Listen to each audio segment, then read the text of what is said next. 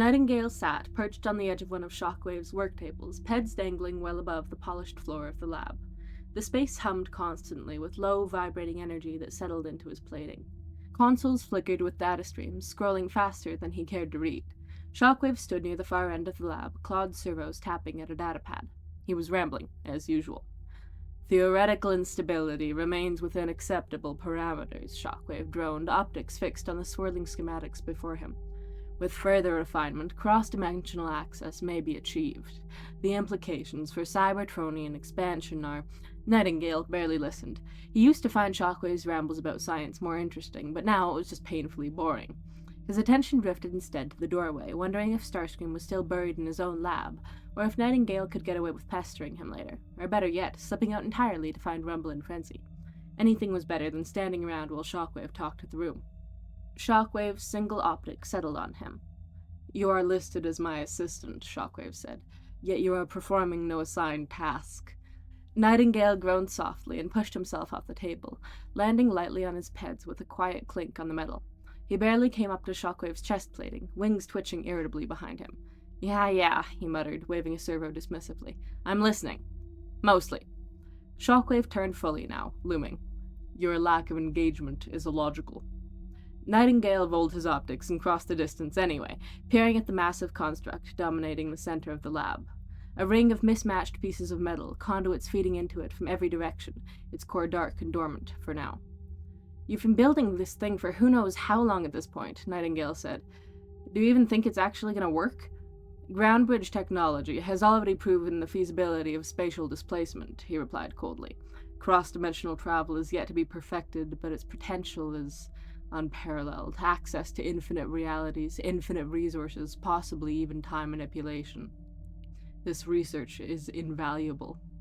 Nightingale made a low, skeptical noise, but stepped closer anyway, curiosity tugging at him despite himself. He reached out, tracing the edge of one of the outer panels with his fingertips.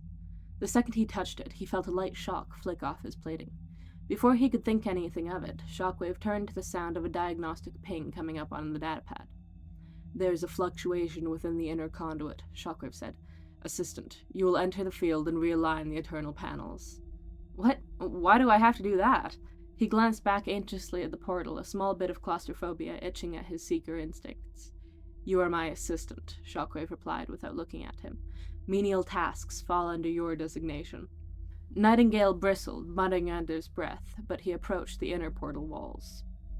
"I'd rather be Starscream's assistant," he thought bitterly as he stepped inside.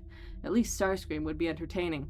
Working on Shockwave's parallel dimension research had sounded interesting at first, but had quickly devolved into endless grunt work and being treated like a disposable tool.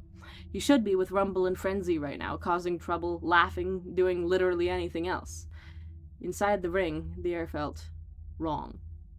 As Nightingale reached for the exposed panel, irritation still buzzing through his field, a strange sensation rippled through his frame. His spark fluttered, not painfully, but sharply, as if something had keyed into it. The space around him seemed to charge, static crawling over his plating. The panel beneath his servo lit up. Not gradually, instantly. Brilliant lines of energy surged outward from the point of contact, racing through the circuitry like lightning veins.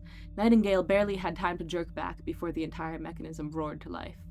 Electricity tore through his servos, burrowing deep into his protoform, slamming straight through his chest and into his spark. He screamed, his vocalizer shredding itself under the strain, but he couldn't hear his own voice over the shriek of feedback and the thunderous hum of the portal destabilizing. His wiring burned from the inside out. He felt it, felt components fusing together, melting and reforming in ways that made no sense. His frame locked up as forces far beyond his control pulled him apart at the seams. It felt like being disassembled mid-function, every piece of him torn loose and slammed back together incorrectly. The world fractured. Light split into impossible colors. Gravity twisted, his wings spasmed, plates cracking as energy arced across them. His spark thrashed wildly in his chamber, straining against limits it was never meant to exceed. He tried to call out, to Shockwave, to Soundwave, to anyone, but the pain drowned everything. His vision went white, then green, then something else entirely, as if reality itself was peeling away from him. And then, nothing. His spark flickered once, twice, and guttered out. He was dead. Starscream heard the screams before the alert ever reached his heads-up display. The sound tore down the corridor in distorted echoes, piercing agony that made the ground tremble beneath his peds. The sound crawled through his frame. His field recoiled instinctively, wings flaring as something sharp and wrong clawed up his spark. Starscream's claws slipped. The vial he had been calibrating shattered against the lab floor, luminous fluid splashing uselessly across the lab table. He didn't even register it. His peds carried him down the corridor at a reckless speed, so fast he was sure he was about to trip over a thruster. Nightingale. He ran faster, thrusters kicking in without conscious command, ignoring the way his frame protested. From the opposite direction, another presence surged towards the same destination. Soundwave. Starscream felt it. Soundwave's field was fractured, compressed inward in raw, unbearable agony. One servo clutched tightly over his spark chamber as he ran, vents dragging in uneven, desperate cycles. The familial bond. It had to be Nightingale. Starscream reached the security panel first. His claws flew across the interface, punching in an access code he had absolutely, definitely not stolen from Shockwave's private database.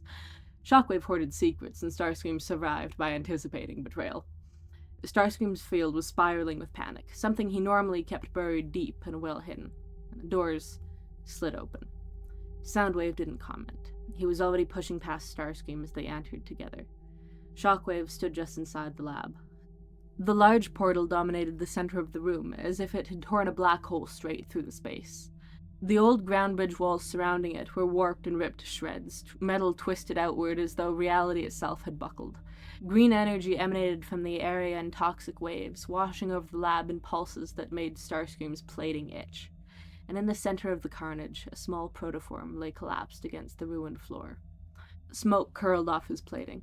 Lines of green light still crawled weakly across his frame, fading in and out like dying embers. His wings were splayed unnaturally, joints locked where systems had seized amid motion. Nightingale. Starscream's servos began to shake. A sudden burst of displaced air cracked behind him as Skywarp appeared, his field flaring with alarm as he rushed to Starscream's side. Thundercracker's field surged closer as well, heavy and fast. He was running. Starscream, what happened? Skywarp demanded, already reaching for him. Your field... He stopped short, optics lifting to the center of the lab. The bitlet? Skywarp whispered in horror. Shockwave was still standing there, emotionless. The multi-dimensional warp gate imploded after being somehow activated, he said simply. Soundwave didn't waste a second.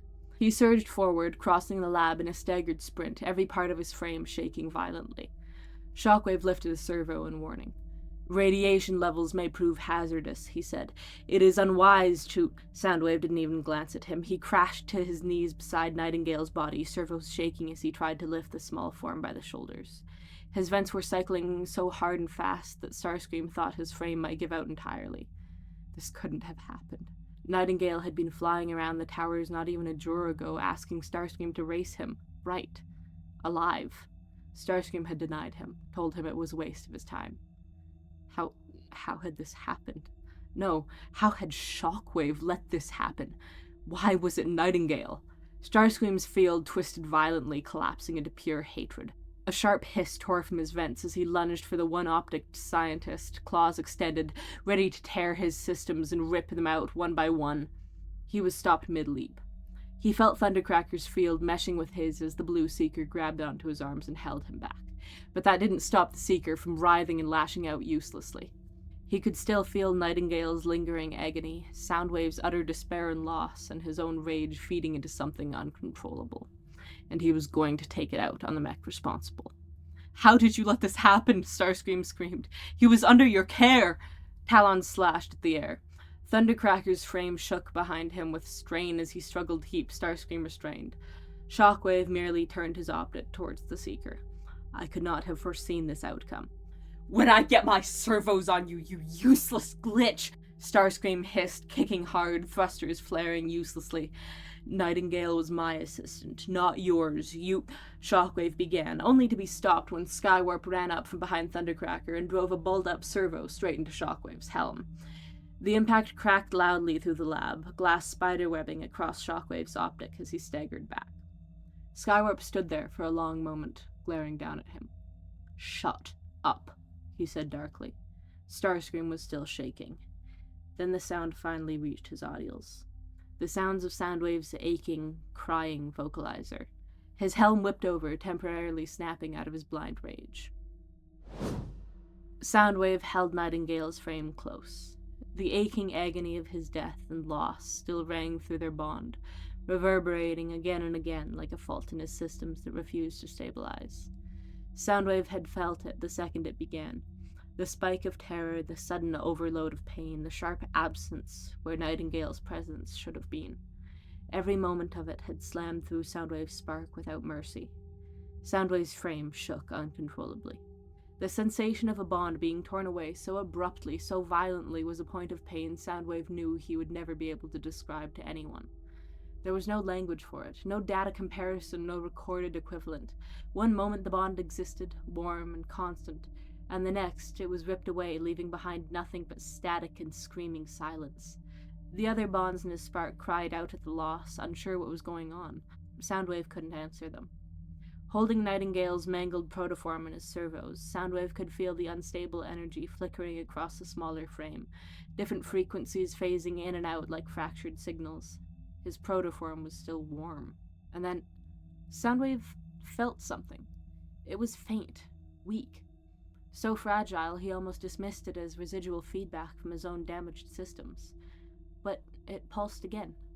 A spark beat. Soundwave's optics widened. Alive. He's alive. The words left his vocalizer unmodulated, raw and uneven. The sound startled even him. He barely registered when he realized his visor and face mask were no longer in place. When he had removed them, he did not know. "What?" Starscream exclaimed sharply. "Nightingale, alive," Soundwave said again, more firmly this time. "Spark is still beating. Nightingale is alive." Thundercracker's voice followed, disbelieving and strained. "How's that even possible?" "Fascinating," Shockwave said distantly. Soundwave ignored him. "Starscream, contact Medbay immediately," Soundwave ordered. He did not look up, but he trusted Starscream to obey. His focus never wavered from Nightingale. Soundwave drew the small protoform closer, cradling him against his chest plating, unwilling to let him go. Not now. Not again. "Skywarp," Starscream snapped, urgency cutting through his voice. "Teleport Soundwave and Nightingale to the medbay. Now." More things happened after that. Movement, voices, orders, but Soundwave barely registered any of it. His optics remained fixed on Nightingale's still form. He did not move. He did not let go. Not for anything. Later on, Danny was stable. Looking at his mangled body, one thing was for certain, he was gonna need a new frame. Do you want that in there? Do you want that in there? We might.